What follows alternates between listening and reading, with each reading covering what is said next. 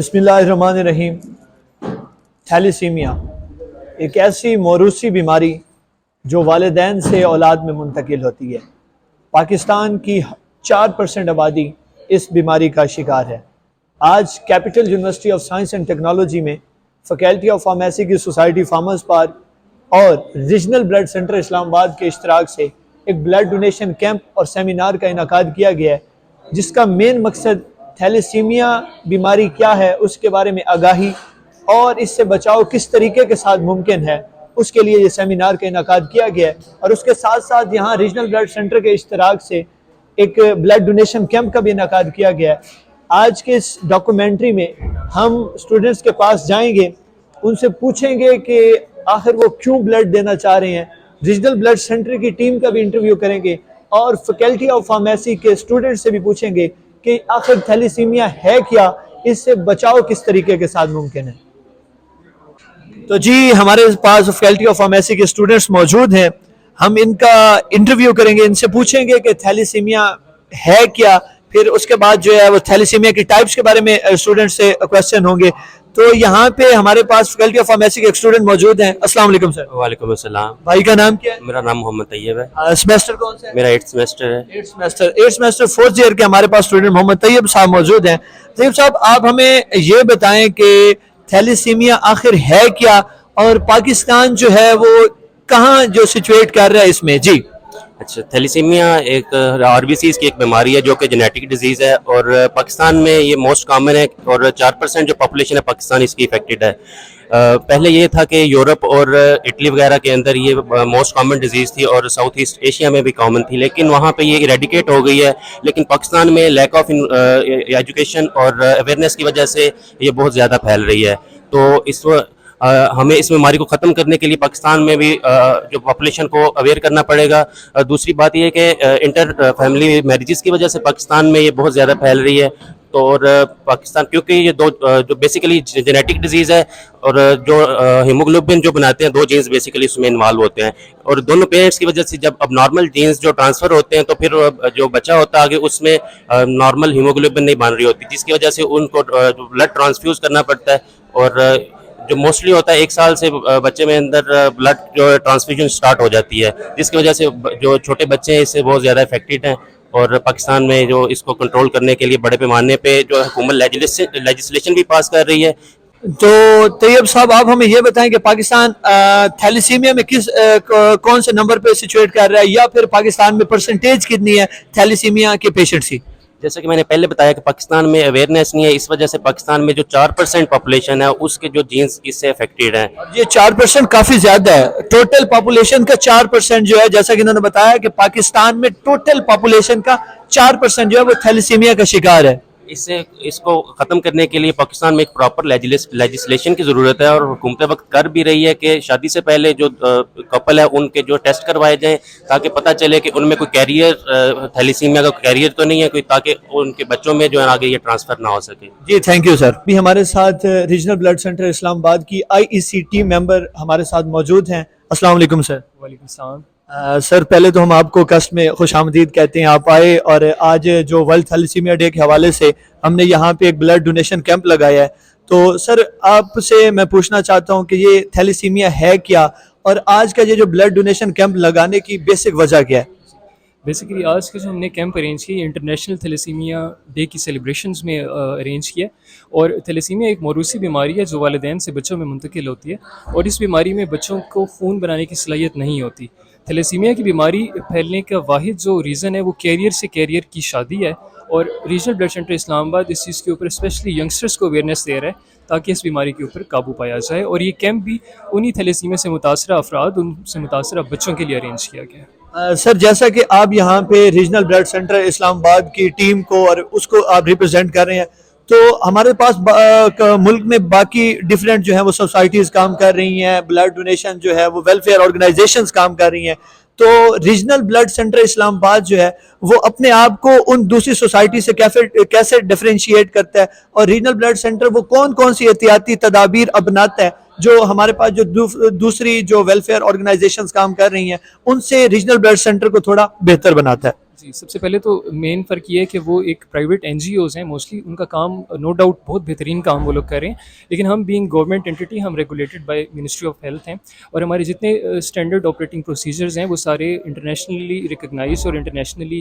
وہ سپورٹڈ ہیں. تو ہماری یہی کوشش ہے کہ ہم ان بچوں کے لیے بلڈ کی سیفٹی کو انشور کریں تاکہ اس خون سے لگنے والی بیماریوں کے اوپر زیادہ سے زیادہ جو ہے وہ قابو کیا جائے, اور یہی ہماری کوشش ہے کہ ان بچوں کے لیے ہم ایک سیف اور ایک stable source of blood create کریں. تو تھینک یو سر, آپ کا بہت بہت شکریہ, آپ آئے اور یہاں پہ آپ نے ایک بڑا خوبصورت جو ہے اور بڑی احتیاطی تدابیر کے ساتھ اور بڑا ویل آرگنائز جو ہے وہ بلڈ ڈونیشن کیمپ لگایا. آپ کو یہاں ابھی میں اسی ڈاکومنٹری کے اندر آپ کو اور بھی دکھاؤں گا کہ کس طریقے کے ساتھ یہاں پہ اسٹوڈنٹ بلڈ دے رہے ہیں, اور اس کے ساتھ ساتھ جو ہے فیکلٹی آف فارمیسی کی جو ٹیم ہے, فارمس پار کی جو ٹیم ہے, ہم ان اسٹوڈنٹس کا بھی انٹرویو کریں گے اور ان کی آج دیکھیں گے کہ آج کے اس بلڈ ڈونیشن کیمپ کو ارینج کرنے میں ان کی کیا کیا کاوشیں ہیں. یہ ساری آج کی اس ڈاکومنٹری کے اندر ہوگا. تو یہاں پہ جس طرح میں نے آپ کو بتایا کہ جو اسٹوڈنٹس ہیں وہ بڑے بڑھ چڑھ کے جو ہے وہ بلڈ ڈونیٹ کرنے میں اپنا حصہ ڈال رہے ہیں, تو اس وقت ہمارے ساتھ کچھ اسٹوڈنٹس بھی موجود ہیں, تو ہم جاتے ہیں اور ان سے پوچھتے ہیں کہ وہ کس جذبے کے ساتھ آئے ہیں یہاں پہ بلڈ ڈونیٹ کرنے. جی السلام علیکم. وعلیکم السلام. کیا حال ہے بھائی جان؟ شکر الحمد. بھائی کا نام کیا ہے؟ زین العابدین. کون سے ڈپارٹمنٹ سے ہیں؟ Department of pharmacy. اچھا فارمیسی ڈپارٹمنٹ سے ہیں. اچھا زین بھائی کس جذبے کے ساتھ آپ یہاں پہ بلڈ ڈونیٹ کرنے آئے ہیں؟ بھائی میں ہر بار کی طرح جب بھی بلڈ کیمپ لگتا ہے میں سب سے پہلے پرائیورٹی دیتا ہوں کہ میں جاؤں اور میں اپنا بلڈ دوں, کیونکہ کل کو یہ کسی کے کام آتا ہے, کسی کی جان بچتی ہے, تو میرے خیال سے اس سے بڑی کوئی نیکی نہیں ہے. تو جب بھی ہمیں موقع ملتا ہے, جب بھی اللہ تعالیٰ توفیق دیتا ہے, ہم آ جاتے ہیں اور بلڈ ڈونیٹ کرتے ہیں. زین بھائی دیکھیں یہ آپ بڑے ہی بہترین جذبے کے ساتھ آئے ہیں, اور اس کا جو اجر ہے وہ کہتے ہیں نا کہ جو قرآن میں بھی ہے کہ جس نے ایک انسان کی جان بچائی اس نے پوری انسانیت کی جان بچائی. تو یہ ایک مشن ہے جو انسانیت کی جان بچانے کا. آپ کے خون کے ایک قطرے سے اگر کسی کی جان بچتی ہے تو یہ کسی خوشی سے اور کسی نعمت سے کم نہیں ہے. تو زین بھائی ہم آپ کو بہت زیادہ اپریشیٹ کرتے ہیں. تھینک یو سو مچ بھائی. اور کیونکہ آپ بھی اس کار خیر میں حصہ ڈال رہے ہیں, اور باقی اسٹوڈنٹس کو آپ کیا میسج دیں گے؟ میں باقی اسٹوڈنٹس کو یہی میسج دوں گا کہ آپ کو جب بھی زندگی میں موقع ملے کسی کی مدد کرنے کا, چاہے وہ کسی بھی صورت میں ہو, ضروری نہیں ہے کہ آپ خون ہی دیں.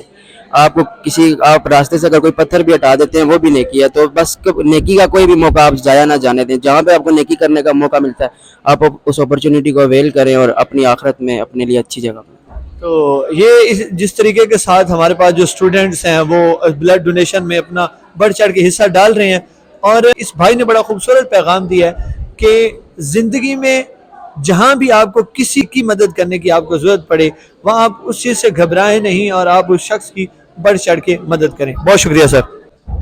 ہم فیکلٹی آف فارمیسی کے اور اسٹوڈنٹ سے بھی یہ جانتے ہیں کہ تھیلیسیمیا کے بارے میں اور انفارمیشن ان سے لیتے ہیں. تو ہمارے پاس فیکلٹی آف فارمیسی کے ایک اور اسٹوڈنٹ موجود ہیں. السلام علیکم. وعلیکم السلام. بھائی کا نام کیا ہے؟ محمد جواد ہے. اور کون سے سیمسٹر سے ہیں؟ جی میں 8th سیمسٹر سے ہوں. 8th سیمسٹر 4th ایئر سے ہمارے پاس محمد جواد موجود ہیں. جواد جیسا کہ آپ کے ہی ایک بیچ میٹ طیب نے تھیلیسیمیا کے بارے میں بڑا خوبصورت جو ہے وہ انٹروڈکشن کروایا, تو اب آپ کائنڈلی ہمیں یہ بتائیں کہ تھیلیسیمیا میجر اور مائنر میں بیسک کیا ڈفرینس ہے؟ جی میں آپ کو from medical point of view سے آپ کو میں تھوڑا جینس کے لیول پہ جا کے آپ کو ڈیٹیل بتاتا ہوں کہ ہمارے پاس مائنر اور میجر تھیلیسیمیا میں کیا فرق ہوتا ہے. بیسیکلی جو ہمارے پاس مائنر تھیلیسیمیا ہوتا ہے, جیسے کہ آپ سب کو پتہ ہے کہ ہمارے پاس جو کوئی بھی پرسن ہو یا وہ فیمیل ہو یا میل ہو, ان کے ہمارے پاس جو سیکس جینز ہوتے ہیں وہ 2 ہوتے ہیں. تو ان میں سے اگر ایک جین اگر انفیکٹڈ ہو جائے تو وہ ہمارے پاس جو کیس ہوتا ہے وہ مائنر تھیلیسیمیا کا ہوتا ہے. اور مائنر تھیلیسیمیا کے کیس میں ہمارے پاس جو پرسن ہوتا ہے وہ فزیکلی فٹ ہوتا ہے, اس پہ کوئی سائن اینڈ سمٹمز نہیں ہوتے, لیکن اس میں انیمیا کے چانسز ہوتے ہیں لیکن بہت زیادہ کم ہوتے ہیں, اس کو اتنا سویئر انیمیا نہیں ہوتا. جبکہ جو ہمارے پاس میجر تھیلیسیمیا ہوتا ہے اس کے کیس میں پیشنٹ جو ہے اس کو سویئر قسم کا انیمیا ہوتا ہے اور اس میں پراپر سائن اینڈ سمٹمز آ رہے ہوتے ہیں. اور میجر تھیلیسیمیا کے کیس میں ہمیں ریگولر بیس پہ جو ہمارے پاس انفیوژنس ہے, بلڈ کی ٹرانسفیوژنس ہیں, یہ ہمارے پاس چاہیے ہوتی ہیں. جبکہ in the case of minor thalassaemia blood transfusion کا ایسا ہمیں نہیں چاہیے ہوتا, کیونکہ اس میں پیشنٹ کو اتنا انیمیا بھی نہیں ہوتا, وہ just as a carrier act کرتا ہے. اگر ہم بات کریں اس کے آگے فردر ہمارے پاس اگر کہ اس کیریئر سے اس آگے پیشنٹ جو اس کے چائلڈس آ رہے ہیں ان کے اندر ٹرانسفر ہونے کی کتنی پاسبلٹی ہے, تو اگر ہمارے پاس ایک کیریئر دوسرے کیریئر کے ساتھ شادی کر رہا ہے تو اس میں 50% چانسز ہوتے ہیں. اگر دونوں ہوئی کیریئر ہے, میل بھی کیریئر ہے اور فیمیل بھی کیریئر, تو ان کے चाइल्ड में 50% चांसेस है कि उनके चाइल्ड में 50 मेजर जो थैलेसीमिया केसेस हैं वो होंगे, और 25% चांसेस होते हैं कि उनके अंदर माइनर थैलेसीमिया केसेस होंगे, और 25% चांसेस होते हैं कि उसमें नॉर्मल जो है ना हमारे पास जो थैलेसीमिया के हैं वो केसेस होंगे। थैंक यू सर, जज़ाकल्लाह। अस्सलाम वालेकुम सर, वालेकुम अस्सलाम। कैसे हैं सर? शुक्र है अल्हम्दुलिल्लाह। अच्छा सर, मैं आपसे ये पूछना चाहूँगा कि आप यहाँ पे एचपी चेक कर रहे हैं, तो क्या रेशो आ रही है मेल्स में और फीमेल्स में एचपी की?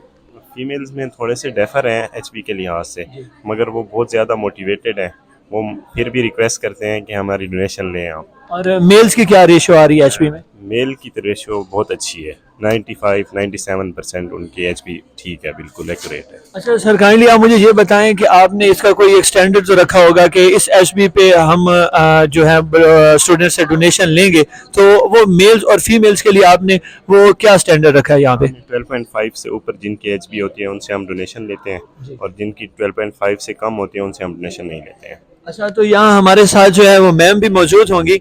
तो बेसिकली जो अक्सर फीमेल्स हैं, जैसा कि आपने बताया कि उन फीमेल्स का ये प्रॉब्लम आ रहा है कि वो उनकी एचबी जो है वो कम है, लेकिन वो ब्लड डोनेट करना चाह रही हैं।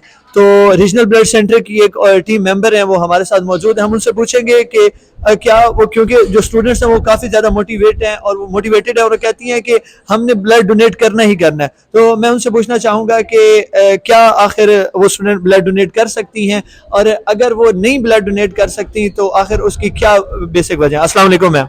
वालेकुम सलाम। मैम, फर्स्ट ऑफ ऑल तो हम कस्ट में आपका आने पे हम तहदिल से आपके मशकूर हैं कि आप यहाँ पे आए, और एक जो थैलीसीमिया है, एक जो ऐसी मौरूसी बीमारी है, आप उसके लिए आपने एक बड़ा खूबसूरत और बड़े आसान तरीके के साथ जो है एक ब्लड डोनेशन कैंप का इनकाद किया है। तो यहाँ पे जो, जैसा कि मैं सर से पूछ रहा था, तो एक प्रॉब्लम आ रहा है कि हमारी जो फीमेल्स हैं उनका जो एचबी है वो काफ़ी कम आ रहा है, लेकिन वो मोटिवेटेड हैं कि हम ब्लड डोनेट करना चाहती हैं। तो उनके लिए क्या पैगाम है? उनके लिए पैगाम यही है कि हम आपका इस सूरत में जब आपका एचपी कम है हम आपसे ब्लड नहीं ले सकते, क्योंकि हमें आपकी जान ज़्यादा प्यारी है। मकसद सिर्फ ब्लड लेना नहीं है, मकसद ये है कि सोसाइटी में जो बर्डन क्रिएट हो रहा है उसको कम किया जाए। अगर हम आपसे आपका एचपी कम है और ब्लड ले लेते हैं तो आपको फिर हमें ब्लड लगाना पड़ेगा। तो इससे बेहतर ये है कि आप अपनी अच्छी डाइट रखें, और जब आपका लेवल कंप्लीट हो, यानी आप उस एलिजिबिलिटी क्राइटेरिया पे फुलफिल हो, तब आप आके ब्लड दें, ताकि सोसाइटी पे बर्डन ना क्रिएट हो, बल्कि सोसाइटी को फैसिलिटेट किया जा सके। ये ना हो कि एक बोतल आपसे ब्लड की लें और 3 बोतलें आपको ना लगानी बिल्कुल, पड़े। Exactly, that's the real reason. तो हमें थैंक यू सो मच कि आपका इतना अच्छा जज्बा है, लेकिन आप अपनी पहले डाइट को बेहतर बनाएं, उसके बाद आप आके ब्लड दें।